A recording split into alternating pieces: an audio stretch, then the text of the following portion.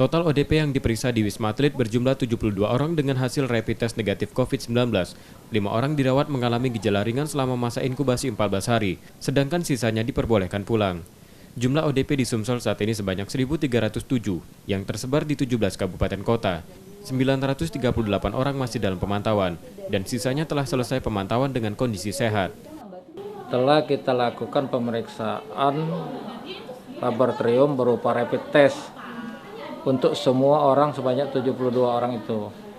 Dari rapid test ternyata semuanya hasilnya negatif. Tidak ada reaksi antibodi di rapid test itu. Sehingga kesimpulannya orang-orang tersebut tidak menunjukkan gejala ke arah coronavirus. Nah, namun 5 orang itu ditawarkan kemarin untuk masuk Wisma Atlet untuk dilakukan isolasi. Jumlah ODP terbanyak berada di wilayah Palembang, Musi Banyuasin, dan Muara Enim. Pemda menghimbau orang yang mengalami riwayat berpergian agar terlebih dahulu diperiksa di Wisma Atlet Jakabaring. Reski Oktora, Muklas Diferensial, Kompas TV, Palembang.